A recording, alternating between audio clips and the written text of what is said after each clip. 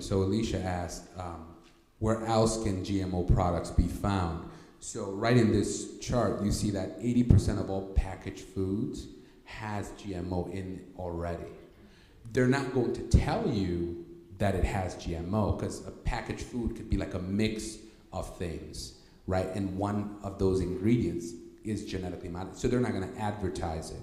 And you just can't, there's no way around it. You're going to have to consume it unless we can train up some of these young kids to go work in the FDA and change it from the inside. It's really the only way. But yeah, you know, some of these things you're just not going to be able to escape it. But as far as the individual fruits that you buy, you can look for those labels and you know, avoid certain things. Great question. Yes, ma'am. GMOs versus frozen foods, vegetables, that kind of thing. Okay, great question. GMOs versus frozen. So frozen is just frozen. You can preserve something by simply freezing it. So frozen, anything can be frozen. Frozen doesn't necessarily mean anything's been done. It's just cold. Frozen is fine. That's my point. It's fine, right? Frozen food is just food that's been frozen to preserve it. Right? So that's fine. It doesn't mean it's GMO. Non-GMO. Well, you can freeze normal food, you can freeze GMO food. So you still got to use that code. Yes, ma'am. Frozen has nothing to do with it. It's just a way to freeze something and preserve it. Yes, ma'am. Yes. So one of the questions that I wanted to ask regarding inflammation, once a month when I go and get my infusion treatments, they always check for the inflammation.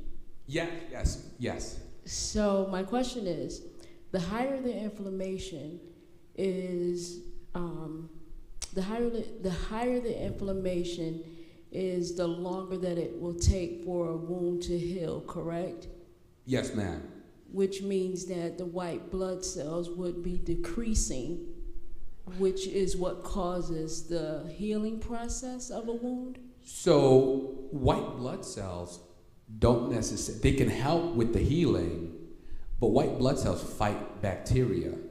So it really depends on what the root cause of the inflammation is. So she's alluding to something that I mentioned earlier. Remember I said talk to your doctor about C-reactive protein? You guys remember that? I had everybody write that down. She's alluding to C-reactive protein, am I right? Which is a way in which you can, by the way, everybody, in case you missed it, every time you have your yearly checkup with your doctor, you're gonna ask him or her, check for my C-reactive protein level. If it's high, it means there's something going on inside of you, inflammation. Now, you have to then look at what the cause of the inflammation is. Is it an infection? In which case, if it is, then that's where you would look at white blood cells. You know, you would look at, okay, if it's an infection, then the white blood cell count would actually go high in order to fight that. If it's low, then it might be something that is causing it to be low, right? That's more of an, you actually have to investigate that with your doctor. I can't really tell you what's causing it to go high. It's fixed now, trust me. Oh, good, thank God, yeah. Because my white blood cells were dropping to the point of like 1.5. Oh boy. Which was concerning for them. But because of the infusions, I'm able to reach a level where now it's in that range where it's stable. Mm-hmm. But when you were talking about the C-reaction to get checked, yep. Yeah, I do that every month. And so it's been stable based on the type of infusion that I get for the lupus that they're treating.